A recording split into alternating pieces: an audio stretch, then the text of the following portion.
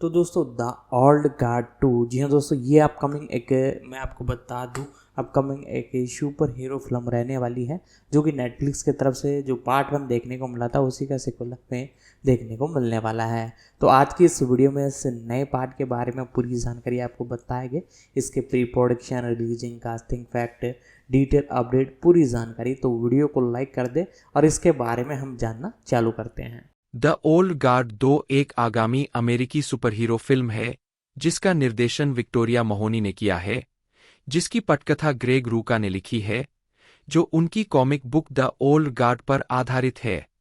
पहली फिल्म के सीक्वल के रूप में इस फिल्म में Charlie's Theron, Kiki Layne, Marwan Kenzari, Luca Marinelli, Matthias Schoenaerts, Van Veronica Ngo, Chiwetel Ejiofor, Uma Thurman और हेनरी गोल्डिंग ने अभिनय किया है। गालना: चार्लीज थेरॉन, एंडी बटा Andromache of Scythia, Kiki Layne, Nile Freeman, Joe Yusuf अलकैसानी के रूप में मारवान केंजारी, निकी बटा निकोलो डी जेनोआ के रूप में लुका मारिनेली, बुकर सेबेस्टियन ले लिवरे के रूप में मैथियास शोएनेर्ट्स, वान वेरोनिका नगो क्वोन के रूप में, चिवेटेल इजियोफोर जेम्स कोपले के रूप में, उमा थर्मन, हेनरी गोल्डिंग। उत्पादन विकास: जुलाई 2020 में ग्रेग रूका ने कहा, सीक्वल के मामले में कांच तोड़ो। यह बहुत सीधा है। आप एक और चाहते हैं। यहां इसे पाने का एक तरीका है। उसी महीने चार्लीज थेरॉन ने एक दूसरी फिल्म में अपनी रुचि व्यक्त करते हुए कहा था, चलो थोड़ा आराम करते हैं, लेकिन सिर्फ इस तथ्य को देखते हुए कि हम सभी वास्तव में इसे करना चाहते हैं। मुझे यकीन है कि जब यह सही समय होगा तो हम बातचीत शुरू करेंगे। 27 जनवरी 2021 को बताया गया कि नेटफ्लिक्स ने सीक्वल को हरी झंडी दे दी है। 26 अगस्त को यह घोषणा की गई कि विक्टोरिया मोहोनी सीक्वल के लिए निर्देशक के रूप में जीना प्रिंसबाइथवुड की जगह लेंगी। Theron, Kiki Layne, Marwan Kenzari, Luca मारिनेली, Matheus शोनेयर्ट्स, वान वेरोनिका एनगो और चिवेटेल इजियोफोर को पहली फिल्म से अपनी अपनी भूमिकाओं को फिर से निभाने के लिए लिया गया। 4 जून 2022 में उमा थुरमन और हेनरी गोल्डिंग को अज्ञात भूमिकाओं में लिया गया, जबकि ग्रेग रूका को निर्माता David Ellison, Dana Goldberg, Don Granger, Theron, Beth Kono, AJ डिक्स, मार्क इवांस और प्रिंसबाइथवुड के लिए पटकथा लिखने की पुष्टि की गई। 5 फिल्माने: मुख्य फोटोग्राफी जून 2022 में इटली में शुरू हुई। 6 कुछ फिल्मांकन इतालवी सिनेसिटा स्टूडियो में हुआ। अगस्त 2022 में फिल्म के सेट में आग लग गई जब इसे तोड़ा जा रहा था, जिससे उत्पादन में देरी हुई। 7-8 अतिरिक्त फिल्मांकन यूनाइटेड किंगडम में हुआ। फिल्मांकन सितंबर 2022 में पूरा हुआ। 6 डाक उत्पादन: जुलाई 2024 में थेरॉन ने कहा कि नेटफ्लिक्स में शासन परिवर्तन के कारण फिल्म को इसके पोस्ट प्रोडक्शन में 5 सप्ताह के लिए बंद कर दिया गया था, लेकिन तब से इसे पूरा कर लिया गया है और इसे जल्द ही रिलीज किया जाएगा। 9 अगस्त 2024 में union of British Columbia performers ने फिल्म को 7 अक्टूबर से 18 अक्टूबर 2024 तक 2 सप्ताह की अतिरिक्त फोटोग्राफी के लिए शेड्यूल किया। 10 मैथ्यू श्मिट संपादक के रूप में काम करते हैं। 11 संगीत: जनवरी 2023 तक मैक्स अरूज और रूथ बैरेट को पहली फिल्म से वोल्कर बर्टेलमैन और डस्टिन ओहोलोरन की जगह फिल्म की रचना करने के लिए तैयार किया गया था। 12 मुक्त करना: द ओल्ड गार्ड 2 को नेटफ्लिक्स पर 2 जुलाई 2025 को रिलीज किया जाना है। 13 संदर्भ: विक्टोरिया मोहोनी एक अमेरिकी अभिनेत्री और फिल्म निर्माता है। उनकी पहली फीचर फिल्म 2011 की येलिंग टू द स्काई थी। आजीविका: अभिनय। 1990 के दशक और 2000 के दशक की शुरुआत में मोहोनी ने बड़े पैमाने पर अनाम भूमिकाओं में एक अभिनेत्री के रूप में काम किया। सीनफील्ड में ग्लेडिस एक के किरदार के रूप में और फिल्म लीगली ब्लोंड में दिखाई दीं। 2. 1992 में उन्होंने पियरे बेनोइट के फ्रांसीसी उपन्यास अटलांटिडा पर आधारित फ्रांसीसी फिल्म एल अटलांटाइड में एंटीना के रूप में अभिनय किया। कैमरे के सामने उनकी सबसे हालिया उपस्थिति 2013 में एवा डुवर्ने की लघु फिल्म से यस में एक संक्षिप्त कैमियो थी। उद्धरण की आवश्यकता। रास्ते पर लाने वाला। विक्टोरिया महोनी ने 2011 में semiautobiographical film Yelling to the Sky से अपने फीचर निर्देशन की शुरुआत की। यह फिल्म एक युवा लड़की के हाई स्कूल में संघर्ष और उसके कठिन घरेलू जीवन को दर्शाती है।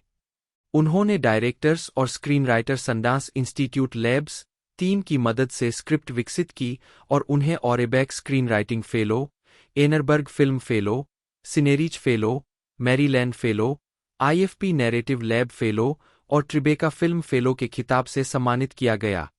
फिल्म में जो क्रावित्ज ने एक परेशान किशोरी की भूमिका निभाई और जेसन क्लार्क ने उसके पिता की भूमिका निभाई। 4. येलिंग टू द स्काई ने 61वें बर्लिन अंतर्राष्ट्रीय फिल्म महोत्सव में प्रतियोगिता में अपनी शुरुआत की और गोल्डन बियर के लिए नामांकित हुई। 5. महोनी गोल्डन बियर प्रतियोगिता में 60 से अधिक वर्षों में आमंत्रित की जाने वाली पहली महिला निर्देशक लेखिका थीं। उद्धरण वांछित। वैरायटी ने फिल्म को एक मिश्रित समीक्षा देते हुए कहा कि इसमें एक मजबूत दिशात्मक आवाज है जिसे सुना जाना मुश्किल है, और यह बनावट पर मजबूत है लेकिन कथा पर कर लगाने वाली हल्की है। 6 दिसंबर 2012 में नाटकीय रूप से और स्ट्रीमिंग पर रिलीज होने से पहले येलिंग टू द स्काई को SXSW में भी दिखाया गया था। 7-8 2013 में उन्हें ट्रिबेका फिल्म इंस्टीट्यूट के हेनेकेन एफिनिटी अवार्ड के उद्घाटन के लिए $20,000 के पुरस्कार के लिए नामांकित किया गया था। अपने नामांकन के साथ एक प्रोफाइल में महोनी ने बताया कि वह लोगों को अपनी फिल्मों से क्या लेना चाहती है। उन्होंने कहा, एक फिल्म निर्माता के रूप में मेरा सबसे बड़ा उद्देश्य व्यक्तिगत जांच में शामिल होना और जो कुछ भी छिपा हुआ है उसे प्रतिबिंबित करना है। मैं चाहती हूं कि मेरी फिल्म निर्माण से दर्शकों को कुछ हद तक प्रेरणा मिले, मानवीय स्थिति की जांच करें। 2 महोनी अंततः एवा डुवर्ने से हार गई, जिनके साथ वह बाद में 2020 में एक टेलीविजन प्रोजेक्ट में भागीदार बनी। 9-10 उसी वर्ष महोनी ने फ्लॉन्ट के लिए सेलेना गोमेज और शिलोह फर्नांडीज अभिनीत एक लघु फिल्म का निर्देशन किया। 11 उन्होंने क्वीन शुगर और यू सहित कई टेलीविजन शो के एपिसोड का भी निर्देशन किया। 12 2018 में महोनी को star wars the rise of Skywalker पर दूसरी इकाई के निदेशक के रूप में काम पर रखा गया, जिसने उन्हें फ्रेंचाइजी के 40 साल के इतिहास में स्टार वार्स फिल्म पर निर्देशन करने वाली पहली महिला के रूप में चिह्नित किया। 5 2020 में अमेजन स्टूडियोज ने घोषणा की कि महोनी ऑक्टेविया ई बटलर के विज्ञानफाई उपन्यास डॉन को टेलीविजन के लिए अनुकूलित करने के लिए एवा डुवर्ने के साथ काम करेंगे। 10 2021 में नेटफ्लिक्स ने घोषणा की कि महोनी द ओल्ड गार्ड 2 के निर्देशक के रूप में जीना प्रिंसबाइथवुड से निर्देशन कर्तव्यों को संभालेंगे। 13 फिल्मोग्राफी। पतली परत। वर्ष शीर्षक निदेशक निर्माता लेखक। 2011 आकाश की ओर चिल्लाना हा हा हा। 2025 द ओल्ड गार्ड 2 हा नहीं नहीं। लघु फिल्म। वर्ष शीर्षक निदेशक निर्माता। 2012 एएस हा हा। 2013 खोज हा नहीं। ग्रेगरी रूका, जन्म 29 नवंबर 1969, एक अमेरिकी लेखक है जो अपने चरित्र एटिकस कोडियाक, निर्माता स्वामित्व वाली comic book series Whiteout, Queen and Country, Stumptown और लाजरस के साथ साथ डीसी कॉमिक्स के लिए डिटेक्टिव कॉमिक्स, वंडर वूमन और गोथम सेंट्रल और मार्वल के लिए इलेक्ट्रा, वुल्वरिन और द पनिशर जैसे शीर्षकों पर लंबे समय तक चलने वाले उपन्यासों की श्रृंखला के लिए जाने जाते हैं।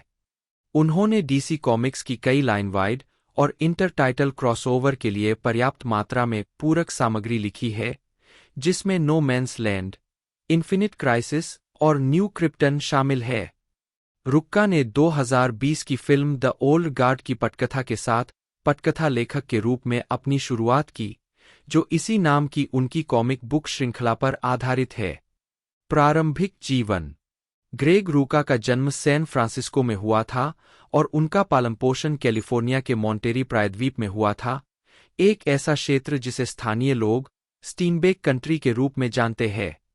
रुका यहूदी है। उन्होंने पहली बार कैलिफोर्निया के सेलिनास में नोब हिल मार्केट में कॉमिक्स की खोज की, जहां 5 साल की उम्र में उन्होंने पहली बार स्टैन ली और जैक किर्बी के द इनक्रेडिबल हल्क के काम के डाइजेस्ट आकार के काले और सफ़ेद रिप्रिंट देखे, जिसे खरीदने के लिए उन्होंने अपनी मां को राजी किया। उन्होंने कम उम्र में ही लिखना शुरू कर दिया था और 10 साल की उम्र में उन्होंने एक काउंटी व्यापी लघु कहानी प्रतियोगिता जीती। उन्होंने वासर कॉलेज से अंग्रेजी में एबी के साथ स्नातक किया। इसके बाद उन्होंने यूनिवर्सिटी ऑफ सदर्न कैलिफोर्निया के Master of Professional Writing program में दाखिला लिया। पेशेवर फिक्शन लेखक बनने से पहले उन्होंने कई अन्य व्यवसायों में काम किया, जिनमें हाउस पेंटिंग, रेस्तरां का काम, आपातकालीन चिकित्सा तकनीशियन, सुरक्षा गार्ड, तकनीकी लेखक और फाइट कोरियोग्राफर शामिल है। 3. आजीविका। रुक्का के लेखन करियर की शुरुआत एटिकस कोडियाक सीरीज से हुई। कोडियाक एक अंगरक्षक है जिसका काम शायद ही कभी उतना सरल होता है जितना पहली नज़र में लगता है। आज तक की सीरीज में keeper, finder, smoker, shooting at midnight, critical space, patriot x और वॉकिंग डेड शामिल है। इन कामों ने रुक्का को बहुत आलोचनात्मक प्रशंसा दिलाई और अपराध, रहस्य कथा के कुलीन लेखकों से उनकी तुलना की गई। एटिकस उपन्यास अपने यथार्थवाद और विस्तार पर ध्यान देने के लिए उल्लेखनीय है, जो आंशिक रूप से ईएमटी के रूप में रुक्का की लड़ाई प्रशिक्षण और अनुभव का एक उत्पाद है। उन्होंने 6 गैरेटिकस पुस्तकें लिखी है: fistful of rain, alpha, Bravo, A gentleman game, private Wars और द लास्ट रन। बाद की 3 उनकी comic book series queen and country से जुड़ी है। 4. 1998 में रुक्का ने ओनी प्रेस के माध्यम से प्रकाशित व्हाइटआउट के साथ कॉमिक्स उद्योग में प्रवेश किया। 5. व्हाइटआउट अंटार्कटिक बेस में एक हत्या पर केंद्रित है। इसके बाद इसका सीक्वल व्हाइटआउट मेल्ट आया। 2000 के दशक में रुक्का का अधिकांश काम डीसी कॉमिक्स के लिए था। 5 जहां वे उनके मुख्य पात्रों की त्रिमूर्ति से जुड़े थे: सुपरमैन, बैटमैन और वंडर वुमन। रुक्का ने नो मैन्स लैंड की घटनाओं के बाद डिटेक्टिव कॉमिक्स सीरीज में नियमित रूप से बैटमैन लिखा। 6. उन्होंने साल भर चलने वाले आर्क का उपन्यासीकरण लिखा। 7. डिटेक्टिव कॉमिक्स लिखते समय उन्होंने कई पृष्ठभूमि पात्रों का निर्माण किया, जिसके कारण लेखक एड ब्रूबेकर के साथ गोथम सेंट्रल का सहनिर्माण हुआ। 8. उनके बैटमैन काम में ब्रूस वेन, मर्डरर 9 और ब्रूस वेन, फ्यूजिटिव जैसे कहानी आर्क शामिल है। 10. साथ ही बैटमैन, डेथ एंड द मेरेंस सीमित श्रृंखला। 11.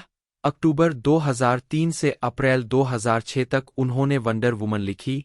इससे पहले उन्होंने वंडर वुमन द हिकेटिया मूल ग्राफिक उपन्यास में चरित्र लिखा था।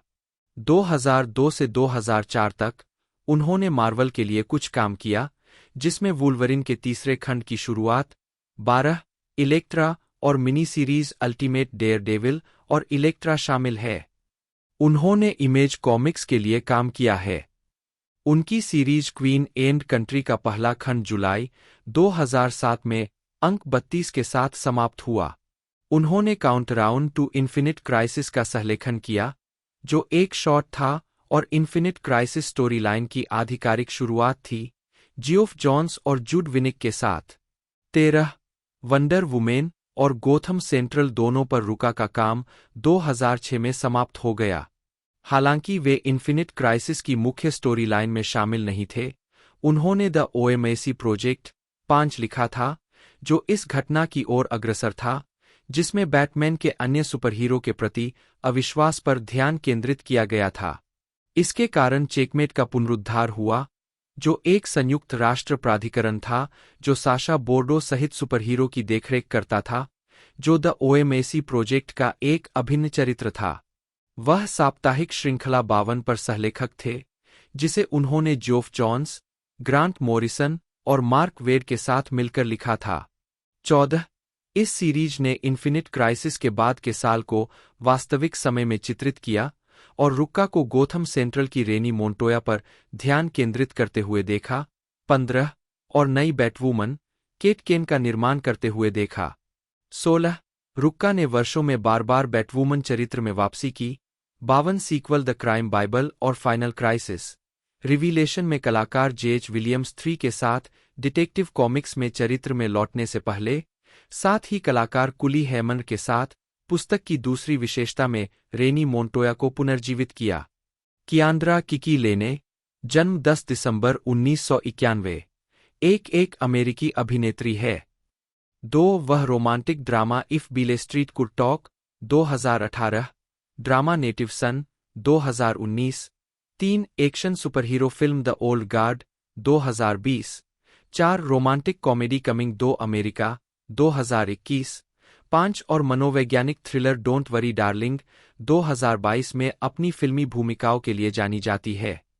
प्रारंभिक जीवन लेने सिंसिनाटी, ओहियो से है।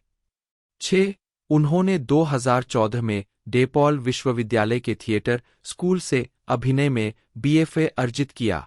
वैनिटी फेयर के साथ 2018 के एक साक्षात्कार में लेने ने कहा कि वह हमेशा बरी होकर अभिनय करती रही और बचपन में उसकी पसंदीदा फिल्म द लायन किंग थी। उसने कहा, मैं इसे हर दिन देखती थी और अपने बारबी और भरवान जानवरों के साथ ये असाधारण कहानियां बनाती थी। 7 आजीविका लेने की पहली अभिनय भूमिका 2015 में फिल्माई गई ड्रामा सीरीज दची के पायलट में लीना वेटे के साथ थी। 7 उन्होंने फैशन ब्रांड केट स्पेड न्यूयॉर्क के लिए मॉडलिंग की है। 8 लेने की ब्रेकआउट भूमिका बैरी जेनकिंस की 2018 की drama if bill street Could talk में थी। 9 उन्होंने रिचर्ड राइट के 1940 के उपन्यास नेटिव सन के 2019 के स्क्रीन रूपांतरण में अभिनय किया। 10 फिर 2020 की द ओल्ड गार्ड में चार्लीज थेरॉन के साथ। 11 जिसका निर्देशन जीना प्रिंसबाइथवुड ने किया। 12 लेने को संगीतकार मैक्स रिक्टर की आवाजों में दिखाया गया था, जो मानव अधिकारों की सार्वभौमिक घोषणा से प्रेरित थी। इस एल्बम में एलेनोर रूजवेल्ट और लेने द्वारा घोषणा के पाठ शामिल है, साथ ही दुनिया भर के लोगों द्वारा 70 और पाठ शामिल है। 2021 में Layne Amazon Prime sequel Coming 2 America में एडी मर्फी के साथ कलाकारों में शामिल हो गए। 13 लेने ने Chip and Dale Rescue Rangers में जासूस एली स्टेकलर की भूमिका निभाई है। व्यक्तिगत जीवन लेने वर्तमान में एरियल स्टैचेल के साथ रिश्ते में है, जिनसे उनकी मुलाकात 2020 के पतन में डोंट वरी डार्लिंग के सेट पर हुई थी। 14 फिल्मोग्राफी चाबी उन कार्यों को दर्शाता है जो अभी तक जारी नहीं हुए हैं। वर्ष शीर्षक भूमिका नोट्स 2015 सच्चाई ओलिविया लघु फिल्म 2016 शिकागो में Amy Miles episode Soul Care 2018 अगर बील स्ट्रीट बात कर सकती टिश रिवर्स 2019 मूल पुत्र बेसी बंदी राजे कैरी चौंका देने वाली लड़की अद्भुत लघु फिल्म 2020 पुराने रक्षक नाइल फ्रीमैन 2021 अमेरिका आ रहा है Meeka Joffer 2022 Chip and Dale Rescue Rangers Ellie Steckler चिंता मत करो प्रिय मार्गरेट 2024 डैंडिलायन कार्यकारी निर्माता भी 2025 the Old guard 2 Nile Freeman post production 15 पुरस्कार और नामांकन मारवान केंजारी अरबी जन्म 16 जनवरी 1983 एक डच अभिनेता है। 2008 में अपने करियर की शुरुआत करते हुए वह पहली बार 2013 की फिल्म वुल्फ में अपनी भूमिका के लिए प्रमुखता में आए, जिसने उन्हें सर्वश्रेष्ठ अभिनेता के लिए गोल्डन काल्फ पुरस्कार दिलाया। 2016 से वह अलादीन 2019, द ओल्ड गार्ड 2020 और ब्लैक एडम 2022 सहित अंग्रेजी भाषा की फिल्मों में भूमिकाएं निभा रहे हैं, जिससे उन्हें अंतर्राष्ट्रीय स्तर पर पहचान मिली। जीवन और कैरियर। प्रारंभिक जीवन और शुरुआत। मारवान केंजारी का जन्म 17 जनवरी 1983 को नीदरलैंड के हेग में एक ट्यूनीशियाई परिवार में हुआ था। उनके पिता एक निर्माण श्रमिक थे, जबकि उनकी मां एक गृहिणी थीं। एक किशोरावस्था में वह मुख्य रूप से फुटबॉल में रुचि रखते थे, इससे पहले कि वह एक लड़की को डेट कर रहे थे जिसने उन्हें संगीत में शिकागो के डच संस्करण के ऑडिशन के लिए साइन कर लिया। 2009 में केंजारी ने Maastricht Academy of Dramatic Arts से स्नातक किया। 3 स्नातक होने के बाद उन्हें टोनेल ग्रुप एम्स्टर्डम द्वारा भर्ती किया गया। 4 जिसने उन्हें समूह के साथ मॉस्को, लंदन, वियना और न्यूयॉर्क शहर में दौरा करने की अनुमति दी। 5 केंजारी ने 2008 से अपनी मूल डच भाषा में फिल्मों और टीवी सीरीज में अभिनय किया है। 2013 में उन्होंने फीचर फिल्म वुल्फ 2013 में अपनी भूमिका के लिए नीदरलैंड फिल्म फेस्टिवल में सर्वश्रेष्ठ अभिनेता का गोल्डन काफ जीता। 6 उन्होंने किकबॉक्सर माजिद की भूमिका निभाने के लिए 1 साल से अधिक समय तक प्रशिक्षण लिया। अपनी टोन्ड बॉडी के साथ उन्हें 2013 में डच मेंस हेल्थ के कवर पर भी दिखाया गया था। 7 फिल्म में उनके अभिनय को आलोचकों ने खूब सराहा। वैरायटी ने उन्हें international star you should know नाम दिया। 2014 में केंजारी ने बर्लिन इंटरनेशनल फिल्म फेस्टिवल में शूटिंग स्टार्स अवार्ड जीता। 8 प्रमुखता की ओर बढ़ना। 2016 में वह अंग्रेजी भाषा की फिल्मों कोलाइड, बेनहूर और द प्रॉमिस में दिखाई दिए, जिसके परिणामस्वरूप द हॉलीवुड रिपोर्टर ने उन्हें 2016 के 15 अंतर्राष्ट्रीय ब्रेकआउट टैलेंट की सूची में शामिल किया। 2019 में केंजारी ने डिज्नी के अलादीन के लाइव एक्शन रूपांतरण में खलनायक जाफर की भूमिका निभाई। 11 मुख्यधारा के मीडिया में उन्हें हॉट जाफर उपनाम देने के बाद भूमिका निभाने के बाद उन्हें अंतर्राष्ट्रीय पहचान मिली। 12 जुलाई 2020 में केंजारी द ओल्ड गार्ड में फिल्म के नायक के रूप में दिखाई दिए। 13 फरवरी 2021 में केंजारी को 2022 की फिल्म ब्लैक एडम में इश्माइल ग्रेगोर बटा सब्बैक को चित्रित करने के लिए चुना गया। उन्होंने 2020 की फिल्म द ईस्ट में विवादास्पद Royal Netherlands East Indies Army KNIL अधिकारी रेमंड वेस्टरलिंग की भूमिका निभाई, जिसे अमेजन प्राइम वीडियो पर रिलीज किया गया था। 15-16 व्यक्तिगत जीवन। केंजारी अरबी, डच, अंग्रेजी और फ्रेंच भाषाएं बोलते हैं। 17 फिल्मोग्राफी। पतली परत। चाबी उन कार्यों को दर्शाता है जो अभी तक जारी नहीं हुए हैं। वर्ष शीर्षक भूमिका टिप्पणी। 2008 कातिया की बहन गियाक। 2009 एम्मा ब्लैंक के अंतिम दिन मार्टिन। 2010 मचान Tom Fenneker. 2011 Rabat Zakaria. 2012 Black Out Yusuf. 2013 भेरिया माजिद जुमारी। लुका मारिनेली, जन्म 22 अक्टूबर 1984, एक इतालवी अभिनेता है। उन्हें the Solitude of Prime Numbers 2010 में मटिया, एवरी ब्लेस्ड डे 2012 में गुइडो, द ग्रेट ब्यूटी 2013 में एंड्रिया, डोंट बी बैड 2015 में सेसरे, दे कॉल मी जीग 2016 में जिप्सी, मार्टिन ईडन 2019 के शीर्षक चरित्र, द ओल्ड गार्ड 2020 में निकी और डायबोलिक 2021 के शीर्षक चरित्र की भूमिकाओं के लिए जाना जाता है। जीवनी। रोम में जन्मे, लुका मारिनेली अभिनेता और आवाज अभिनेता यूजेनियो मारिनेली, इट के बेटे और अभिनेत्री और आवाज अभिनेत्री सोनिया स्कोटी, इट के भतीजे हैं। उन्होंने Silvio D'Amico National Academy of Dramatic Art में दाखिला लिया और 2009 में स्नातक किया। 2006 से कभी कभार मंच पर दिखाई देने वाले उनकी ब्रेकआउट भूमिका मटिया थी, जो सेवरियो कोस्टांजो की 2010 की drama film the Solitude of Prime numbers में प्रमुख किरदार थी। 2013 में पाओलो विर्जी की एवरी ब्लेस्ड डे में उनके प्रदर्शन के लिए उन्हें बर्लिन अंतर्राष्ट्रीय फिल्म महोत्सव में ईएफपी शूटिंग स्टार नियुक्त किया गया था। 2. मारिनेली ने पाओलो सोरेंटिनो, क्लाउडियो कैलिग्री की अंतिम फिल्म डोंट बी बैड में सेसरे की भूमिका के लिए उन्हें 72वें वेनिस अंतर्राष्ट्रीय फिल्म महोत्सव में सर्वश्रेष्ठ अभिनेता का पासिनेटी पुरस्कार मिला।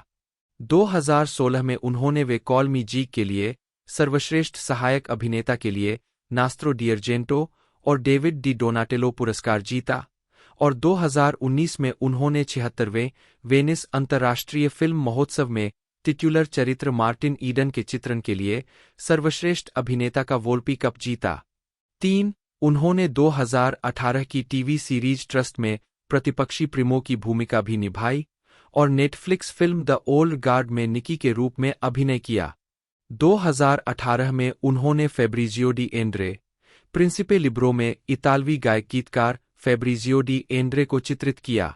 उन्होंने कॉमिक्स श्रृंखला पर आधारित 2021 की फिल्म में डायबोलिक के रूप में अभिनय किया। 4. 5. 2022 में वह फेलिक्स वान ग्रोएनिंगन और चार्लोट वेंडरमीर्श द्वारा द 8 माउंटेन्स, इतालवी ले ओट्टो मोंटगेन में पिएत्रो गुआस्ती की भूमिका निभाते हैं, जो पाओलो कॉग्नेटी के इसी नाम के उपन्यास पर आधारित है। उद्धरण आवश्यक फिल्मोग्राफी। पतली परत चाबी उन कार्यों को दर्शाता है जो अभी तक जारी नहीं हुए हैं।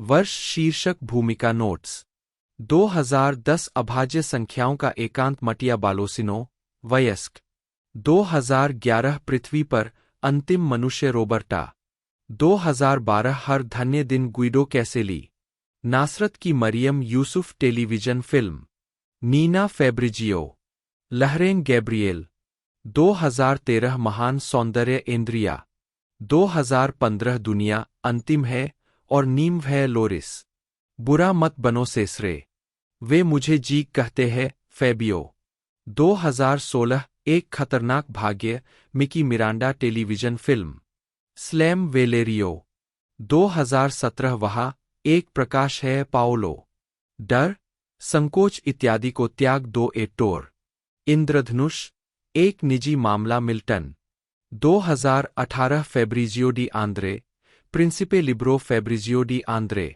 याद करना उसे शोनेअर्ट्स ने बेल्जियम की लघु फिल्म Death of a Shadow Dood Van Een Schaduw का निर्माण और अभिनय किया। 36 जिसका निर्देशन टॉम वैन एवरमेट ने किया था। 10 जनवरी 2013 को लघु फिल्म को सर्वश्रेष्ठ लाइव एक्शन लघु फिल्म के लिए अकादमी पुरस्कार के लिए नामांकित किया गया था। 37-38 न्यूयॉर्क टाइम्स ने 2012 में शोनेअर्ट्स को हमारे समय का सबसे बहुमुखी बीफकेक अभिनेता बताया। 39 2013 में उन्होंने डिज्नी नेचर डॉक्यूमेंट्री चिंपांजी के फ्लेमिश संस्करण का वर्णन किया। 40 अंतर्राष्ट्रीय सफलता 2014 वर्तमान 2014 में शोनेअर्ट्स क्लाइव ओवेन, बिली क्रुडुप और फिर मैरियन कोटिलार्ड के साथ थ्रिलर ब्लर टाइज में दिखाई दिए, जिसमें उन्होंने एंथनी स्कारफो की भूमिका निभाई। 41-42 फिल्म का प्रीमियर 2013 के कान फिल्म फेस्टिवल में हुआ था। उन्होंने माइकल आर. रोस्कम के साथ अपनी दूसरी फिल्म द ड्रॉप में एरिक डीड्स की भूमिका निभाई, जिसमें टॉम हार्डी, नूमी रैपेस और जेम्स गंडोल्फिनी के साथ अभिनय किया। 43 2015 में शोनेअर्ट्स 7 फिल्मों में दिखाई दिए। द लॉफ्ट बेल्जियम की फिल्म लॉफ्ट का अमेरिकी रीमेक, जिसमें उन्होंने एक ही किरदार निभाया था और जो उनकी पहली अंग्रेजी भाषा की फिल्म थी। सॉल डिब के सूट फ्रांसेस में मिशेल विलियम्स और क्रिस्टिन स्कॉट थॉमस के साथ जर्मन अधिकारी ब्रूनो वॉन फॉक की भूमिका निभाते हुए। 44 थॉमस विंटरबर्ग की far from the Madding crowd में गैब्रियल ओक के रूप में। 45 केरी मुलिगन की 3 प्रेम रुचियों में से एक। 46 एलन रिकमैन की period drama a little chaos में फ्रांसीसी लैंडस्केप आर्किटेक्ट आंद्रे ले नोट्रे के रूप में। केट विंसलेट के साथ। 47 उसी वर्ष शोनेयर्ट्स को एचबीओ की मिनी सीरीज लुइस। 48 अगस्त 2015 में आंतरिक और बाहरी मौसम संबंधी कारकों के कारण उत्पादन बंद हो गया। 49 शोनेयर्ट्स ने एलिस विनोकॉर की फ्रेंच थ्रिलर डिसऑर्डर, मैरीलैंड में पोस्ट ट्रॉमेटिक स्ट्रेस डिसऑर्डर से पीड़ित एक पूर्व सैनिक की भूमिका निभाई, जिसके लिए उनके अभिनय की काफी प्रशंसा हुई। 50 उन्होंने लुका गुआडाग्निनो की कामुक थ्रिलर ए बिगर स्प्लैश में पॉल की भूमिका निभाई, जिसमें उन्होंने टिल्डा स्विंटन, राल्फ फिएनेस और डकोटा जॉनसन के साथ अभिनय किया। 51 52 और टॉम हूपर की द डेनिश गर्ल में कला व्यापारी हंस एक सगिल की भूमिका निभाई। 53 54 ए बिगर स्प्लैश और द डेनिश गर्ल ने 2015 के वेनिस फिल्म फेस्टिवल में अपना विश्व प्रीमियर किया। दोनों को आधिकारिक प्रतियोगिता में दिखाया गया। 55 56 28 जुलाई 2015 को शोनेयर्ट्स को फ्रांस में night of the order of arts and letters का नाम दिया गया। 3 जनवरी 2016 में यह घोषणा की गई थी कि शोनेयर्ट्स डेरियस मार्डर की साउंड ऑफ मेटल में एक ड्रमर की भूमिका निभाएंगे, जो अपनी सुनने की क्षमता खोना शुरू कर देता है। 57 विकास में कुछ वर्षों के बाद शोनेयर्ट्स की जगह रिज अहमद ने ले ली। 58 2017 में शोनेयर्ट्स ने बेल्जियम की फिल्म रेसर एंड द जेलबर्ड ले फिडेल में माइकल आर रोस्कम के साथ मिलकर गिगी नामक एक गैंगस्टर की भूमिका निभाई। यह फिल्म 2011 की बुलहेड के बाद से रोस्कम और शोनेयर्ट्स की बेल्जियम में पहली फिल्म थी। 59 उसी वर्ष शोनेयर्ट्स ने Netflix film Our Souls at Night में जेन फोंडा के बेटे जीन की भूमिका निभाई, जिसमें रॉबर्ट रेडफोर्ड भी थे और रितेश बत्रा द्वारा निर्देशित थी। 60 61 उन्होंने 2018 की कुर्स्क में निर्देशक थॉमस विंटरबर्ग के साथ फिर से काम किया। 62 63 यह 2000 की कुर्स्क पनडुब्बी आपदा के बारे में एक फिल्म थी, जिसमें शोनेयर्ट्स ने रूसी नौसेना के कप्तान लेफ्टिनेंट मिखाइल कालेकोव की भूमिका निभाई थी। 64 2018 में शोनेयर्ट्स ने फ्रांसिस लॉरेंस की जासूसी थ्रिलर रेड स्पैरो में जेनिफर लॉरेंस, जोएल एडगर्टन और जेरेमी आयरन्स के साथ अंकल वान्या की भूमिका में सहअभिनय किया। 65 उन्होंने डेविड ओलेहोफेन द्वारा निर्देशित बेल्जियम फ्रांसीसी फिल्म क्लोज एनिमीज में अभिनय किया। 66 2013 के सीजर पुरस्कार समारोह में अपना पुरस्कार पकड़े हुए शोनेयर्ट्स 2019 में शोनेयर्ट्स टेरेंस मालिक की ए हिडन लाइफ में कैप्टन हर्डर के रूप में, स्टीवन सोडरबर्ग की द लॉन्ड्रोमैट में मेवुड के रूप में, 67 और रोमन कोलमैन के रूप में दिखाई दिए, जो लॉ डे क्लेरमोंटोनरे की द मस्टैंग में जंगली घोड़ों के प्रशिक्षण पर केंद्रित पुनर्वास कार्यक्रम में भाग लेता है। 68 2020 में वह जीना प्रिंसबाइथवुड की द ओल्ड गार्ड, 69 में बुकर बटा सेबेस्टियन ले लिवरे के रूप में दिखाई दिए, जो कभी एक फ्रांसीसी सैनिक थे जिन्होंने नेपोलियन के अधीन लड़ाई लड़ी थी।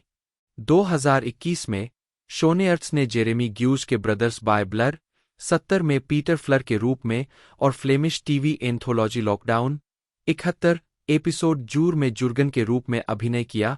उनके साथ वीरले बेटेंस थे। 72 उनकी आगामी कृतियों में टेरेंस मलिक की the Way of the Wind, 73 Justin Kurzel की रूइन मार्गोट रोबी के साथ, 74 और डेविड ओ रसेल की एम्स्टर्डम शामिल है। 75 2023 में उन्होंने टीवी सीरीज जंगों में शीर्षक चरित्र के रूप में अभिनय किया। सितंबर 2024 में शोनेयर्ट्स को DC Universe film Supergirl Woman of Tomorrow में खलनायिका Krem of the Yellow Hills के रूप में लिया गया, जिसमें मिल्ली अल्कॉक ने शीर्षक चरित्र के रूप में अभिनय किया। 76 अन्य उद्यम शोनेयर्ट्स लुई वुइटन मेन सवियर स्प्रिंग समर 2014 का चेहरा थीं। 77 मैथियास शोनेयर्ट्स बटा ONRTS बटा शॉनार्ट्स एक डच MTJS A6 UNRTS 2 जन्म 8 दिसंबर 1977 एक बेल्जियम अभिनेता है। उन्होंने अपने फिल्मी करियर की शुरुआत 13 साल की उम्र में डेंस 1992 से की, जिसे सर्वश्रेष्ठ विदेशी भाषा फिल्म के लिए अकादमी पुरस्कार के लिए नामांकित किया गया था। उन्हें लॉफ्ट 2008 में फिलिप ऑस्कर नामांकित बुलहेड 2011 में जैकी वैनमर से मिले और बाफ्टा और गोल्डन ग्लोब नामांकित रस्ट एंड बोन 2012 में अली के रूप में उनकी भूमिकाओं के लिए जाना जाता है, जिसके लिए उन्होंने मोस्ट प्रॉमिसिंग एक्टर का सेजर अवार्ड जीता।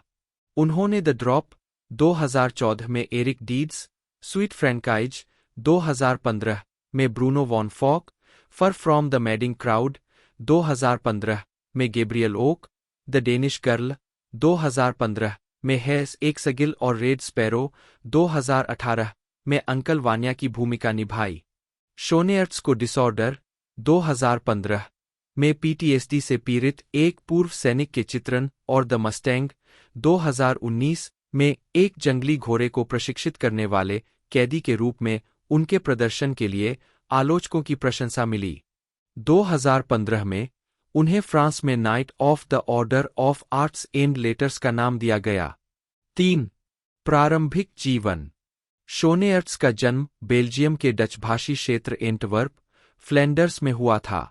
वह अभिनेता जूलियन शोनेयर्ट्स 1925 से 2006 और डोमिनिक विच 1953 से 2016 के बेटे हैं, जो एक कॉस्ट्यूम डिजाइनर, अनुवादक और फ्रेंच शिक्षक है। उनका एक बड़ा सौतेला भाई ब्रूनो शोनेयर्ट्स जन्म 1953 है। 4. जो एक वकील है। 5. शोनेयर्ट्स अपने पिता के माध्यम से फ्लेमिश वंश के हैं। उनकी नानी बेल्जियम के फ्रेंच भाषी क्षेत्र लीज, वालोनिया से है। अपने जीवन के पहले 6 वर्षों के लिए वह ब्रुसेल्स में अपने नाना नानी के साथ रहे। 6. 7. शोनेयर्ट्स द्विभाषी होकर बड़े हुए। 8. डच और फ्रेंच बोलते थे। वह अंग्रेजी में भी पारंगत है। 9. जो उन्होंने अमेरिकी फिल्में देखकर सीखी। 10. 1987 में 9 साल की उम्र में वह एंटोनी डी सेंट एक्सुपेरी के द लिटिल प्रिंस के स्टेज प्रोडक्शन में अपने पिता के साथ दिखाई दिए, जिन्होंने नाटक का निर्देशन भी किया था। 11. उनकी मां डोमिनिक नाटक की कॉस्ट्यूम डिजाइनर थीं। 12. शोनेयर्ट्स ने किशोरावस्था में छद्म नाम जेनिथ के तहत भित्तिचित्र बनाना शुरू किया। 13. वह ब्रोंक्स समूह टैट्स क्रू के साथ सहयोग करने के लिए न्यूयॉर्क शहर गए। 14. शोनेयर्ट्स एक पेशेवर एसोसिएशन फुटबॉल खिलाड़ी बनने के करीब थे और बेल्जियम की टीम बियरशॉट एसी की किताबों में थे, लेकिन जब वह 16 साल के थे तब उन्होंने हार मान ली। 15. 16. 2013 में शोनेयर्ट्स ने कहा कि वह Spanish football club FC Barcelona के प्रशंसक थे। 9. आजीविका। बेल्जियम और नीदरलैंड में प्रारंभिक कार्य 1992 से 2011। 13 साल की उम्र में शोनेयर्ट्स ने 1992 की बेल्जियम फिल्म डेंस में एक छोटी सी भूमिका के साथ अपनी फिल्म की शुरुआत की, जिसे सर्वश्रेष्ठ विदेशी भाषा फिल्म के लिए अकादमी पुरस्कार के लिए नामांकित किया गया था। उनके पिता ने फिल्म में अभिनय किया, लेकिन उन्होंने एक साथ कोई दृश्य साझा नहीं किया। एंटवर्प में the academy of Dramatic arts में पढ़ाई पूरी करने के बाद उन्होंने कई शॉर्ट्स और फीचर फिल्मों में काम किया। 2002 में उन्होंने डोरोथी वैन डेनबर्गे की मिस्चे लड़की में अभिनय किया। 17. 2003 में टॉम बर्मन की Any Way the Wind Blows, Rudolf Mestdagh की एलेक्ट्रा। 18. और रोयल मोंडेलर्स और राफ रेंजेंस की science fiction short film A message from outer space. 19.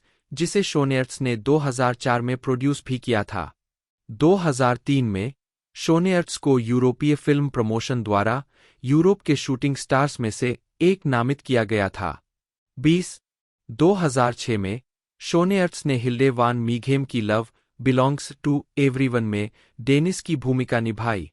उन्होंने पॉल वर्होवेन की ब्लैक बुक में डच प्रतिरोध के सदस्य के रूप में एक छोटी भूमिका निभाई थी। 2007 में उन्होंने बेन वैन लीशॉट की फिल्म डी म्यूज 21 और एरिक ब्रुइन की नादिन में अभिनय किया।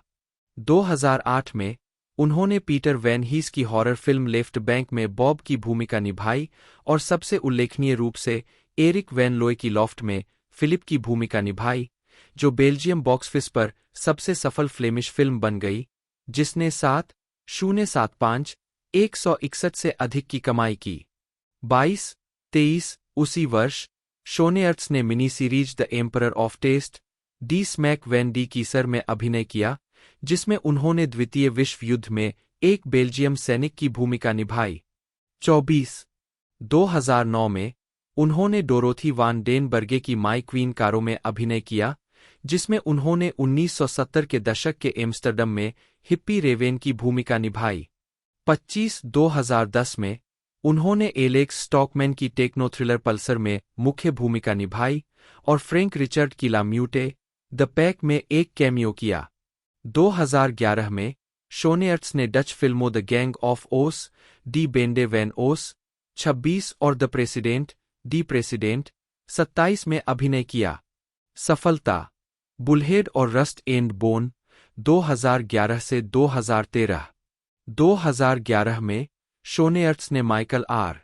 रोस्कम द्वारा निर्देशित बुलहेड में जैकी वैन मर्सेनिले की मुख्य भूमिका निभाई, जिसे सर्वश्रेष्ठ विदेशी भाषा ऑस्कर के लिए नामांकित किया गया था। फिल्म में उनके अभिनय को खूब सराहा गया और जनवरी 2012 में palm springs international film festival में उन्हें सर्वश्रेष्ठ अभिनेता के लिए फिप्रशी पुरस्कार मिला। जूरी ने अभिनेता के एक क्रूर शरीर में फंसे एक मासूम और संवेदनशील व्यक्ति के शानदार चित्रण की प्रशंसा की। 28-29 उन्होंने सर्वश्रेष्ठ अभिनेता के लिए मैग्रिट पुरस्कार भी जीता। 2012 में कान फिल्म महोत्सव में रस्ट एंड बोन के प्रीमियर के दौरान मैरियन कोटिलार्ड, आर्मंड वर्ड्यूर और जैक्स ऑडियार के बगल में शोनेयर्ट्स। 2012 में उन्होंने मैरियन कोटिलार्ड के साथ जैक्स ऑडियार की Rust and Bone De Rouille Et D'Os में अभिनय किया। 30-31 फिल्म का प्रीमियर 2012 के कान फिल्म फेस्टिवल में हुआ और यह फ्रांस में एक महत्वपूर्ण और बॉक्स ऑफिस हिट रही। 32-33 फरवरी 2013 को मैथियस ने रस्ट एंड बोन में अपनी भूमिका के लिए सबसे होनहार अभिनेता का सेसर पुरस्कार जीता। 34-35 निर्देशन की शुरुआत उनकी पहली निर्देशित फिल्म फ्रेंकी, उनके एक पैर वाले बचपन के दोस्त फ्रेंकी वैन होव के बारे में एक वृत्तचित्र है, जो एमएमए फाइटर बन गया। 78 वृत्तचित्र वर्तमान में पोस्ट प्रोडक्शन में है। 79 हकुना कास्टिंग 24 अगस्त 2015 को यह बताया गया कि शोनेयर्ट्स बेल्जियम की कास्टिंग एजेंसी हकुना कास्टिंग के सहमालिक बन गए। 80 जो जातीय मूल के लोगों पर ध्यान केंद्रित करती है। एजेंसी ने आदिल एल अरबी और बिलाल फल्लाह की ब्लैक और फेलिक्स वान ग्रोएनिंगन की बेल्जिका जैसी फिल्मों की कास्टिंग पर सहयोग किया है। 81 फिल्मोग्राफी चाबी उन कार्यों को दर्शाता है जो अभी तक जारी नहीं हुए हैं। पतली परत वर्ष शीर्षक भूमिका नोट्स 1992 डेन्स वान्ने स्कोलियर्स 2002 नीले रूस प्रेमी छोटा वाटर निमफ मीस्चे उर्फ लड़की ऑस्कर 2003 जीएन आदमी छोटा वैसे भी हवा चल रही चौकी 2004 मैंने तुम्हें चुना और मैंने इसे ठीक से नहीं चुना जाप छोटा बाह्य अंतरिक्ष से एक संदेश फ्रिट्स Electra DJ cosmonaut x link छोटा 2005 किसी और दिन आदमी यात्रा का अंत शमूएल बेटी मैटिस बाहर निकलना एंथोनी एक काम जो करना है एडवर्ड मोन्स्की 2006 वापसी मैक्सिमे प्यार हर किसी का है डेनिस ब्लैक बुक चूप 2007 सरस्वती जॉन नादिन कॉर्नी 2008 बाया किनारा BOB tunnel rot John Atkins छोटा मचान फिलिप विलेम्स 2009 दिन के बाद जेईएफ छोटा मेरी रानी कारो काला कोआ उमा करुणा थुरमन जन्म 29 अप्रैल 1970 एक अमेरिकी अभिनेत्री है। उन्होंने रोमांटिक कॉमेडी और ड्रामा से लेकर साइंस फिक्शन और एक्शन फिल्मों तक कई तरह की फिल्मों में काम किया है। ब्रिटिश वोग के दिसंबर 1985 और मई 1986 के कवर पर अपनी उपस्थिति के बाद थुरमन ने डेंजरस लाइजेंड्स 1988 में अभिनय किया। क्वेंटिन टारनटिनो की 1994 की फिल्म पल्प फिक्शन में मिया वालेस के रूप में अपने प्रदर्शन से वह अंतर्राष्ट्रीय स्तर पर प्रसिद्ध हुईं, एक जिसके लिए उन्हें अकादमी पुरस्कार, बाफ्टा पुरस्कार, गोल्डन ग्लोब पुरस्कार और सर्वश्रेष्ठ सहायक अभिनेत्री के लिए स्क्रीन एक्टर्स गिल्ड पुरस्कार के लिए नामांकित किया गया था। अक्सर टारनटिनो की प्रेरणा के रूप में प्रशंसित, उन्होंने किल बिल वॉल्यूम 1 और 2, 2003, 2004 में मुख्य भूमिका निभाने के लिए निर्देशक के साथ फिर से काम किया। 3, जिसने उन्हें बाफ्टा पुरस्कार नामांकन और 2 अतिरिक्त गोल्डन ग्लोब पुरस्कार नामांकन दिलाए। 4, 5 हॉलीवुड अभिनेत्री के रूप में स्थापित। 6 थुरमन की अन्य उल्लेखनीय फिल्मों में Henry and June 1990, the truth about cats and dogs 1996, Batman and Robin 1997, Gattaca 1997, Les Miserables 1998, paycheck 2003, the producers 2005, my super ex girlfriend 2006, Percy Jackson and the Olympian, the lightning thief 2010, Lars von Trier की nymphomaniac 2013, 7 the house that Jack built 2018 और Hollywood star girl 2022 शामिल है। 8 2011 में वह 64वें Cannes film महोत्सव में मुख्य प्रतियोगिता के लिए जूरी की सदस्य थीं। 9 थर्मन ने द पेरिसियन वुमन 2017 से 2018 में अपना ब्रॉडवे डेब्यू किया। थर्मन ने एचबीओ फिल्म हिस्टेरिकल ब्लाइंडनेस 2002 में अपने प्रदर्शन के लिए एक टेलीविजन फिल्म में सर्वश्रेष्ठ अभिनेत्री का गोल्डन ग्लोब पुरस्कार जीता और एनबीसी म्यूजिकल सीरीज स्मैश 2012 में अपनी 5 एपिसोड की भूमिका के लिए ड्रामा सीरीज में उत्कृष्ट अतिथि अभिनेत्री के लिए प्राइम टाइम एमी अवार्ड नामांकन प्राप्त किया। 10 उन्होंने मिनी सीरीज द स्लैप 2015 और सीरीज इम्पोस्टर 2017 से 2018, चेम्बर्स 2019 और सुपर पंप्ड 2022 में भी अभिनय किया। प्रारंभिक जीवन।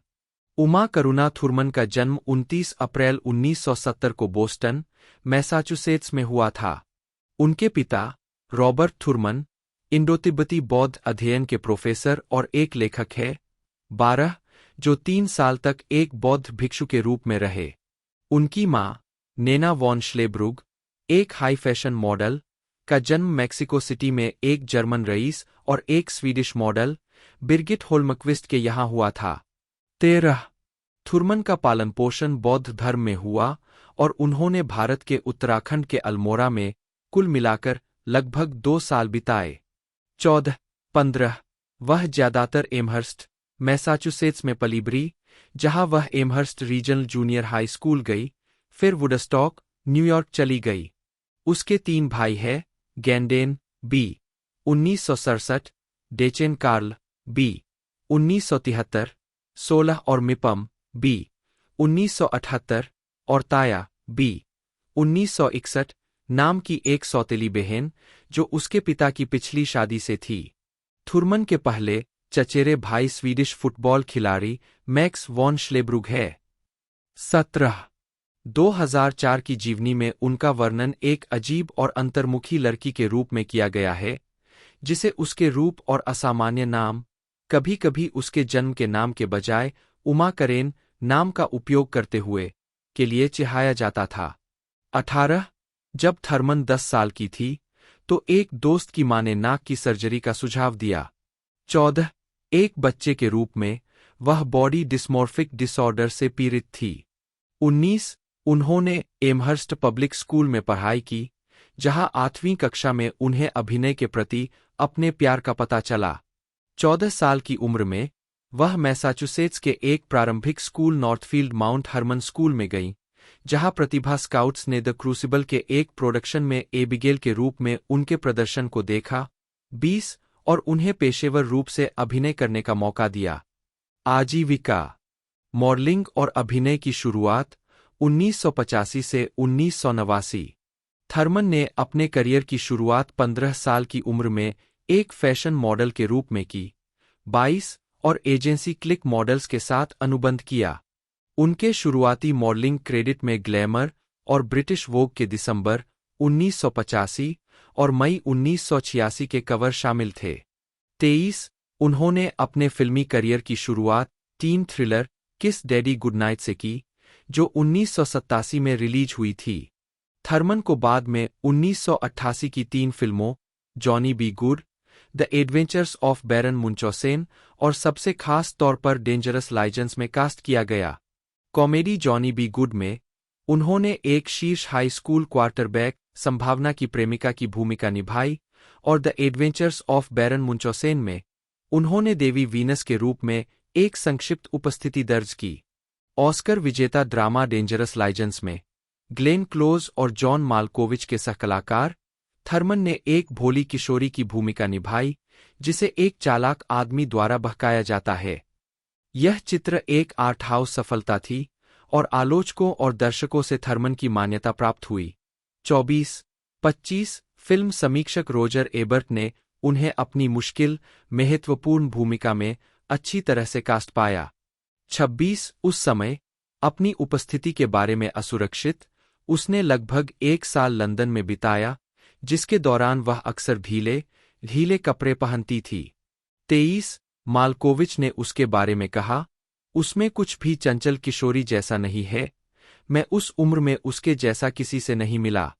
उसकी बुद्धिमत्ता और संतुलन अलग है, लेकिन कुछ और भी है, वह थोड़ी बहुत प्रेतवाधित है। 27 प्रारंभिक प्रसिद्धि और पल्प फिक्शन 1990 से 1995। व्यक्तिगत जीवन द रिबेल की सफलता के बाद वॉन ने सार्वजनिक रूप से सहकलाकार जॉनी ट्राई गुयेन के साथ अपने संबंधों का खुलासा किया, जिसके बारे में अफवाह थी कि उन्होंने वैन सोन की गायिका कैथी वियत्थी के साथ अपनी शादी समाप्त कर ली है। 18 2015 में यह जोड़ी अलग हो गई। मार्च 2022 में एंगो ने व्यवसायी हुई ट्रान से अपनी सगाई की घोषणा की। 19 उसने और ट्रान ने 7 मई 2022 को दानांग शहर में आयोजित एक समारोह में शादी की। 20 डिस्कोग्राफी 2002 वान तिन्हन हान प्रेमियों का बगीचा, जिसमें तुआन हांग शामिल है। 2003 थू गी ट्रोची प्लेवर्ल्ड। 2004 बी एन वेंग ट्रांग चंद्रमा का रहस्य। 2005 कौन दांग एम आई My Way. 2008 studio 68 Heaven the Virus remix. 2008 न्यूक मत थिएन थान परी के आंसू। फिल्मोग्राफी टेलीविजन वर्ष शीर्षक नोट्स 2002 हुओंग डे। 2004 लाल होना थान वान ngो के रूप में श्रेय दिया गया। 2007 से 2009 को गायक साओ शी अगली बेटी का वियतनामी संस्करण कैमियो। 2010 एक अच्छा विचार डांसिंग विद द स्टार्स का वियतनामी संस्करण विजेता। 2013 प्रोजेक्ट रनवे वियतनाम न्यायाधीश। पतली परत ngो थान वान जन्म 26 फरवरी 1979, जिन्हें वेरोनिका ngो या उनके आरंभिक नाम एनटीवी के नाम से भी जाना जाता है, एक वियतनामी अभिनेत्री और गायिका है। प्रारंभिक जीवन और शिक्षा ngो थान वान का जन्म 26 फरवरी 1979 को वियतनाम के ट्रा विन्ह में हुआ था। वह 2 बड़े भाइयों के साथ सबसे छोटी संतान है। जब वह 10 साल की थी, तो उसके परिवार ने उसे वियतनामी कम्युनिस्ट सरकार से बचने के लिए नाव में डाल दिया। 1990 में वान एक चाची के साथ नाव शरणार्थी के रूप में नॉर्वे पहुंची। 2-3 बाद में उसे नॉर्वे की नागरिक के रूप में प्राकृतिक रूप से मान्यता दी गई। 1999 में 20 साल की उम्र में वॉन वियतनाम लौट आईं, जहां उन्होंने महिला विश्व पत्रिका द्वारा आयोजित एक सौंदर्य प्रतियोगिता में भाग लिया और दूसरे स्थान पर रहीं। इस शुरुआती सफलता के बाद उन्होंने पत्रिकाओं, कैलेंडर और फैशन संग्रह के लिए एक मॉडल के रूप में वियतनाम में अपना मॉडलिंग करियर शुरू किया। इसके तुरंत बाद उन्होंने एचटीवी चैनल पर एक लघु टीवी श्रृंखला एचएनजीडी में छोटे पर्दे पर अपनी पहली अभिनय भूमिका निभाई। आजीविका। संगीत व्यवसाय। 2002 में वॉन ने निर्माता क्वोक बाओ की मदद से पॉपरांस गायिका के रूप में संगीत जगत में कदम रखा। उन्होंने स्थापित गायक तुआन हंग के साथ वॉन तिन्ह नहान, लवर्स गार्डन नामक युगल एल्बम रिकॉर्ड किया। अगले साल फिर से निर्माता क्वोक बाओ की मदद से वैन ने 26 फरवरी को अपना पहला एकल एल्बम थाई गी ट्रो चोई प्लेवर्ल्ट जारी किया। यह एल्बम एनटीवी वायरस थीम के साथ एक पावर पॉपरांस एलपी था।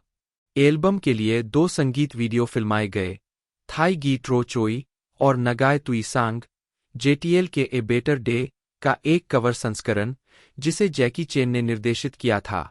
ये 2 वीडियो पेशेवर विशेष प्रभाव दिखाने वाले पहले वियतनामी संगीत वीडियो थे और आज तक के सबसे महंगे वियतनामी संगीत वीडियो में सूचीबद्ध है।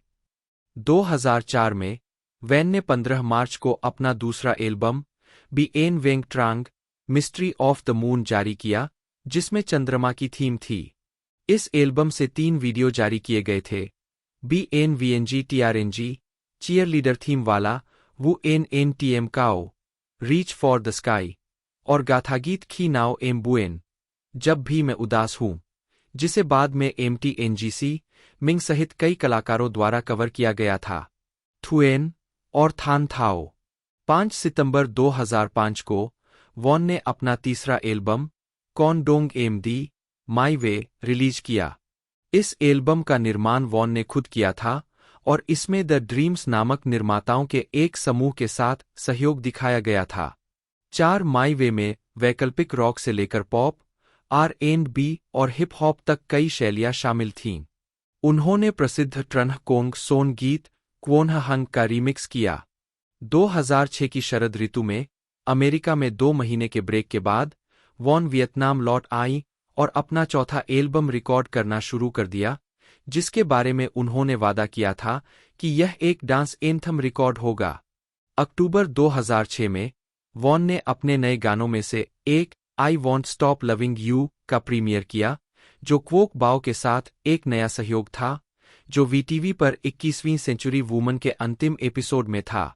उनकी फिल्म द रिबेल के लिए भारी प्रचार के कारण एल्बम रिलीज को 2007 की गर्मियों तक टाल दिया गया था।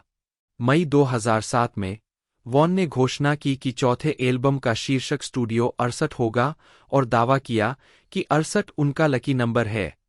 उन्होंने 10 जनवरी 2008 को स्टूडियो 68 रिलीज किया।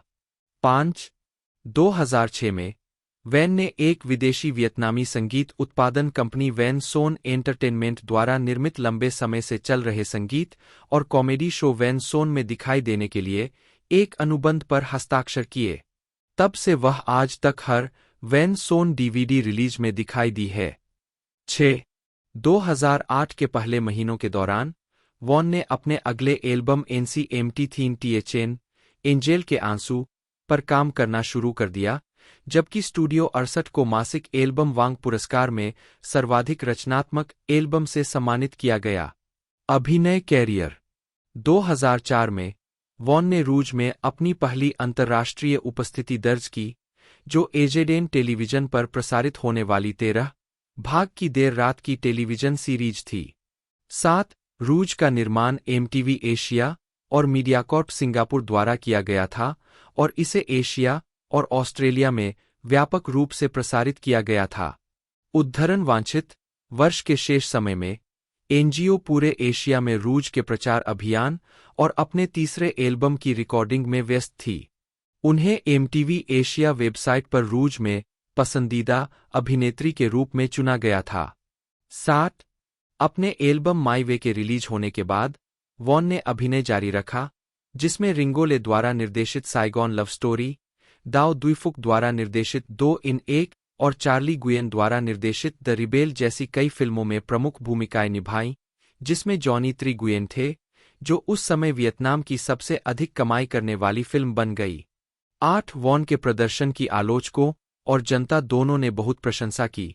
उद्धरण आवश्यक और उन्हें 15वें वियतनाम फिल्म समारोह में सर्वश्रेष्ठ अभिनेत्री का पुरस्कार मिला। 9 उन्हें दूसरी बार गोल्डन काइट पुरस्कार में सर्वश्रेष्ठ अभिनेत्री के लिए नामांकित भी किया गया था। उद्धरण आवश्यक। 2009 में वॉन ने एक बार फिर चान्ह फोंग की एक्शन फिल्म क्लैश में जॉनी ट्रीगुयेन के साथ अभिनय किया। 10 उन्होंने वीए नाम से अपनी खुद की टैलेंट एजेंसी भी खोली। 11 2010 में वॉन ने डांसिंग विद द स्टार्स के वियतनामी संस्करण में एक प्रतियोगी के रूप में भाग लिया। वह सीजन 1 की विजेता के रूप में समाप्त हुई। 12 जीतने के बाद वॉन ने खुलासा किया कि वह 2011 में संगीत में वापसी करेगी। उस शरद ऋतु में वह एक राष्ट्रीय प्रचार दौरे पर निकली। 2016 में वह crouching tiger, hidden dragon, sword of destiny में दिखाई दी और तमकेम, द अनटोल्ड स्टोरी में अभिनय किया। 11 2017 में उन्होंने द लास्ट जेडी में रोज टिको की बड़ी बहन पैगी टिको की भूमिका निभाई। 13 हालांकि उनका स्क्रीन टाइम संक्षिप्त था, लेकिन उनके चरित्र की मृत्यु आत्मबलिदान का एक महत्वपूर्ण कार्य था जिसने फिल्म के प्रमुख पात्रों को प्रभावित किया, विशेष रूप से रोज को। 14 बाद में 2017 में उन्होंने नेटफ्लिक्स फिल्म ब्राइट में मुख्य प्रतिपक्षी लीला के लिए काम करने वाले एक इन्फनी एल्फ एनफोर्सर टीएन की भूमिका निभाई। 15 2019 में उन्होंने वियतनामी एक्शन फिल्म फ्यूरी हाईफोंग में अभिनय किया, जो बाद में वियतनाम में अब तक की सबसे अधिक कमाई करने वाली घरेलू फिल्म बन गई। 16 2020 में वह चार्लीज थेरॉन के साथ द ओल्ड गार्ड में और चैडविक बोसमैन के साथ स्पाइक ली की फिल्म द पांच ब्लड्स में दिखाई दीं। उसी वर्ष वॉन को न्यूयॉर्क एशियाई फिल्म महोत्सव की जूरी के लिए चुना गया। 17 1990 में थर्मन फ्रेड वार्ड और मारिया डे मेडेरोस के साथ हेनरी एंड जून में दिखाई दिए, जो 1931 के पेरिस में लेखक हेनरी मिलर और उनकी पत्नी जून मिलर के बीच संबंधों और मामलों के बारे में एक यौन उत्तेजक नाटक था। यह फिल्म NC-17 रेटिंग प्राप्त करने वाली पहली फिल्म थी और आंशिक रूप से क्योंकि कई अमेरिकी समाचार पत्रों ने नई रेटिंग वाली फिल्मों का विज्ञापन करने से इनकार कर दिया था, इसे संयुक्त राज्य अमेरिका में व्यापक रिलीज नहीं मिली। हालांकि इसने थर्मन को अच्छी प्रतिक्रिया दिलाई। द न्यूयॉर्क टाइम्स ने लिखा, ब्रुकलिन उच्चारण वाली जून के रूप में थर्मन एक बड़े चरित्र को लेती है और उसे और भी बड़ा बनाती है, हालांकि प्रदर्शन अक्सर उतना ही उत्सुक होता है जितना कि यह कमांडिंग होता है। 28 1991 की British adventure film robin hood. 29 Thurman ने नियोनोइर ड्रामा फाइनल एनालिसिस 1992 में सैन फ्रांसिस्को के मनोचिकित्सक के मरीज की भूमिका निभाई, जिसमें रिचर्ड गेरे और किम बेसिंगर उनके साथ थे, और थ्रिलर जेनिफर 8 1992 में एंडी गार्सिया के साथ एक अंधी महिला की भूमिका निभाई, जो एक पूर्व पुलिसकर्मी के साथ रोमांटिक रूप से जुड़ी हुई थी। थर्मन ने 1993 में टॉम रॉबिन्स के उपन्यास इवन काउगर्ल्स गेट द ब्लूज के गस वान सेंट के रूपांतरण में असामान्य रूप से बड़े अंगूठे वाली एक युवती का किरदार निभाया था। यह फिल्म आलोचनात्मक और व्यावसायिक रूप से असफल रही, जिसके परिणामस्वरूप थर्मन को सबसे खराब अभिनेत्री के लिए गोल्डन रास्पबेरी पुरस्कार नामांकन मिला।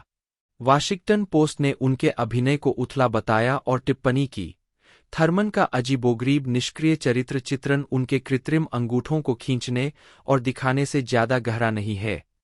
30 1993 में ही उन्होंने drama mad dog and glory में रॉबर्ट डी नीरो और बिल मरे के साथ वेट्रेस की भूमिका निभाई और स्टेनली कुब्रिक के लिए ऑडिशन दिया, जब वह अपने उपन्यास वॉर टाइम लाइज के अंतः अवास्तविक रूपांतरण के लिए कास्टिंग कर रहे थे। 31 1994 के वेनिस अंतर्राष्ट्रीय फिल्म महोत्सव में थर्मन, क्वेंटिन टारनटिनो की नियोनोयर ब्लैक कॉमेडी पल्प फिक्शन 1994 में थर्मन ने लॉस एंजिल्स के एक डकैत की पत्नी मिया वालेस की भूमिका निभाई थी। इस भूमिका के लिए कई अभिनेत्रियों पर विचार किया गया था, लेकिन टारनटिनो पहली मुलाकात के बाद ही थर्मन को लेना चाहते थे। 32 फिल्म ने दुनिया भर में $213.9 मिलियन की कमाई की। 33 और व्यापक प्रशंसा प्राप्त की, कई आलोचकों की अब तक की सबसे महान फिल्मों की सूची में शामिल हुई। 34 वह फिल्म की अधिकांश प्रचार सामग्री पर हावी रही। मिया को 1990 के दशक की सबसे प्रतिष्ठित महिला फिल्म पात्रों में से एक माना जाता है। 35-36 वाशिंगटन पोस्ट ने जोर देकर कहा कि थर्मन काले विग में शांति से पहचान में नहीं आ रही थी और एक जोन-आउट गैंगस्टर की प्रेमिका के रूप में अद्भुत है। 37 अगले 3 सालों तक कोई भी बड़े बजट की फिल्म नहीं करने का फैसला करके उन्होंने अपनी नई प्रसिद्धि का बहुत कम फायदा उठाया। 38 2003 में टाइम पत्रिका के साथ एक साक्षात्कार में टारनटिनो, जो थुरमन को अपनी प्रेरणा मानते हैं, ने टिप्पणी की कि वह देवी क्षेत्र में गार्बो और डिट्रिच के साथ थीं। 39 स्थापित कैरियर 1996 से 2002। थर्मन की अगली फिल्में रोमांटिक ड्रामा ब्यूटीफुल गर्ल्स, जिसमें उन्होंने एक काफी समझदार प्रेमिका की भूमिका निभाई थी, और comedy the truth about cats and dogs, जिसमें उन्होंने एक मूर्ख गोरी मॉडल की भूमिका निभाई थी। 1996 में उनके नाटकीय रिलीज पर सकारात्मक आलोचनात्मक प्रतिक्रिया के बीच मामूली व्यावसायिक सफलताएं थीं। 41 1997 में थर्मन ने गैटाका में एथन हॉक के साथ अभिनय किया, जो एक विज्ञान कथा फिल्म थी जो यूजीनिक्स द्वारा संचालित भविष्य के समाज में सेट की गई थी जहां संभावित बच्चों को आनुवंशिक हेरफेर के माध्यम से गर्भ धारण किया जाता है। 42 फिल्म को आलोचनात्मक प्रशंसा मिली और बॉक्स ऑफिस पर कमजोर कमाई के बावजूद होम वीडियो बाजार में सफल रही। 43 उनकी अगली फिल्म भूमिका बैटमैन एंड रॉबिन, $160 मिलियन के बजट वाली। 45 फिल्म ने दुनिया भर में मामूली $238 मिलियन की कमाई की। 46 और इसे अक्सर 47 अब तक की सबसे खराब फिल्मों में से एक माना जाता है।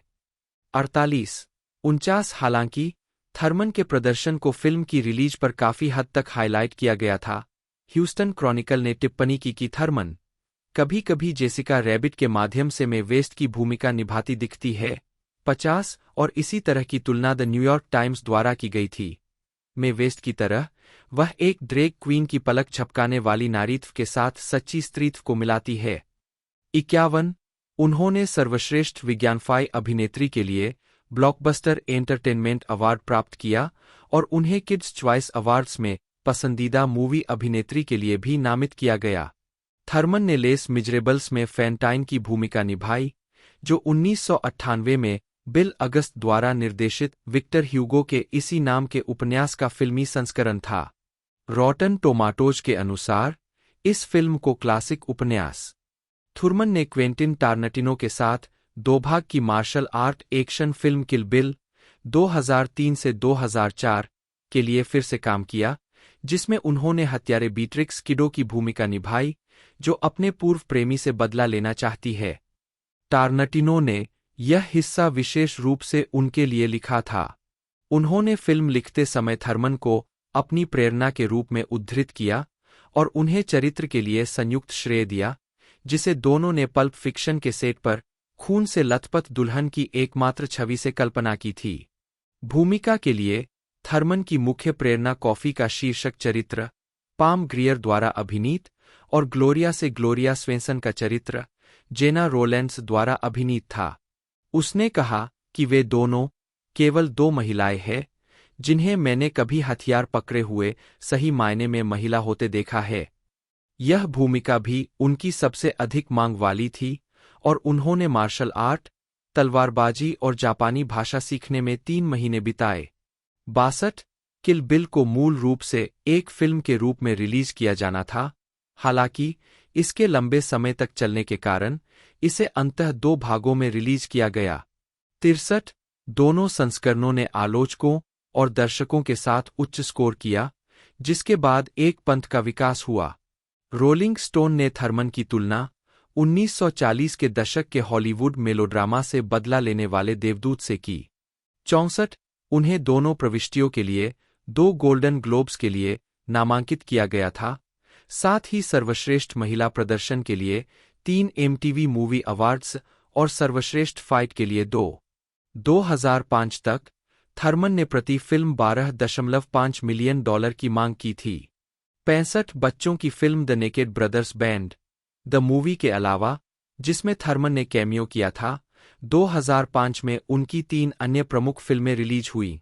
वर्ष में उनकी पहली film crime comedy be cool थी, जो 1995 की गेट शॉर्टी की अगली कड़ी थी, जिसमें वह अपने पल्प फिक्शन के सहकलाकार जॉन ट्रेवोल्टा के साथ फिर से जुड़ी। एक ठंडे आलोचनात्मक स्वागत के बावजूद 66 फिल्म ने $95 मिलियन की कमाई की। 67 उन्होंने अगली बार रोमांटिक कॉमेडी प्राइम में मेरिल स्ट्रीप के साथ अभिनय किया। 68 रीमेक द प्रोड्यूसर्स, उनकी आखिरी 2005 की फिल्म में थर्मन ने उल्ला की भूमिका निभाई, जो एक स्वीडिश स्टेज अभिनेत्री है जो एक नए ब्रॉडवे संगीत में एक भूमिका जीतने की उम्मीद कर रही है। फिल्म में उनके गीतों के लिए उन्हें श्रेय दिया जाता है। जबकि बॉक्स ऑफिस की प्राप्तियां मामूली थीं, थर्मन ने आलोचकों से प्रशंसा प्राप्त की। द न्यूयॉर्क टाइम्स के एओ स्कॉट ने कहा, एक भावी अभिनेत्री के रूप में थर्मन इस आक्रामक और व्यर्थ चमकदार शोर तमाशे में वास्तविक चमक का एक हिस्सा है। 69 वाणिज्यिक उतार चढ़ाव 2006 से 2011। 2006 में थर्मन ने माय सुपर एक्स गर्लफ्रेंड में ल्यूक विल्सन के साथ अभिनय किया, जिसमें उन्होंने एक सुपरहीरो की भूमिका निभाई जिसे उसके प्रेमी ने छोड़ दिया और फिर वह उससे बदला लेती है। उन्हें इस भूमिका के लिए $14 मिलियन मिले, लेकिन फिल्म को आलोचकों ने नकार दिया और इसने दुनिया भर में $61 मिलियन की मामूली कमाई की। 70 एंटरटेनमेंट वीकली ने महसूस किया कि थर्मन को प्रतिपक्षी बनाना एक गलत अनुमान था। वह एक व्यंग्यात्मक मोड़ लेती है, लेकिन यह एक ऐसी फिल्म में व्यर्थ हो जाती है जो अपनी शक्तियों से भयभीत एक बेवकूफ को मुक्त करने के बजाय पुरुष व्यामोह को छेड़ती है। 71 2007 की film the life before her eyes में थर्मन ने एक दुर्घटना में जीवित बचे व्यक्ति की भूमिका निभाई, जिसका अपराधबोध उसके वर्तमान जीवन को तहस-नहस कर देता है। इसे एक सीमित नाटकीय रिलीज मिली और आलोचकों ने इसे एक भ्रामक, दर्दनाक रूप से अतिरंजित मेलोड्रामा के रूप में खारिज कर दिया। 72 2011 के कान फिल्म महोत्सव में थर्मन। 2008 में थर्मन ने कॉलिन फर्थ और जेफरी डीन मॉर्गन के साथ द एक्सीडेंटल हस्बैंड में अभिनय किया, जो एक रोमांटिक कॉमेडी थी जिसमें उन्होंने एक ऐसी महिला की भूमिका निभाई थी जो किसी दूसरे व्यक्ति से सगाई होने के बावजूद खुद को शादीशुदा पाती है। 73 विदेशों में सिनेमाघरों में चलने के बावजूद फिल्म को अपने वितरक के साथ वित्तीय समस्याओं के कारण उत्तरी अमेरिका में डीवीडी पर रिलीज किया गया था। उन्होंने ब्रिटिश टेलीविजन ड्रामा माई जिंक बेड में एक कोकीन की लत की भूमिका भी निभाई, जिसे खराब रेटिंग मिली, खासकर उनकी भागीदारी को देखते हुए। 75 2009 की मदरहुड में उन्होंने न्यूयॉर्क शहर की एक मां की भूमिका निभाई, जिसकी शादी, काम और खुद की दुविधाएं एक महत्वपूर्ण दिन के परीक्षणों और क्लेशों में दिखाई जाती है।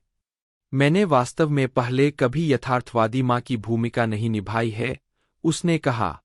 76 केवल संयुक्त राज्य अमेरिका के कुछ हिस्सों में सीमित रिलीज के लिए वितरित स्वतंत्र ड्रामेडी ने रिलीज के 3 सप्ताह में सिर्फ $93,388 कमाए। 77 न्यूयॉर्क टाइम्स के आलोचक एओ स्कॉट को लगा कि थर्मन का चरित्र बिखरा हुआ, उभयलिंगी, परतदार और असंगत है, जो कि ठीक है और सुश्री थर्मन द्वारा ऊर्जावान रूप से व्यक्त किया गया है। लेकिन एक व्यक्ति में जो सहनीय विचित्रताएं है, वे एक कथा के लिए घातक हो सकती है। 78 थर्मन ने काल्पनिक रूपांतरण पर्सी Jackson and the Olympian, the lightning thief 2010 में एक संक्षिप्त भूमिका निभाई, जिसमें वे मेडुसा के रूप में दिखाई दीं, जो एथेना द्वारा शापित एक गोर्गन थी। तो दोस्तों रिलीजिंग डेट के बारे में बात की जाए तो 2 जुलाई 2025 की रिलीजिंग डेट रहने वाली है और यूनाइटेड स्टेट में से बनाया गया है और बाकी मैंने पूरी जानकारी इसके बारे में आपको बताई दी है। साथ ही साथ बात की जाए तो इसके एक तरह से रिलीजिंग डेट के बारे में वो मैंने आपको बता दी है और टीज़र ट्रेलर की बात की जाए तो 1 से 2 महीने में वो हमें देखने को मिल सकता है। बाकी पूरी डिटेल मैंने आपको बता दी है। आज की इस वीडियो में दोस्तों इतना ही, मिलते हैं अगले वीडियो में।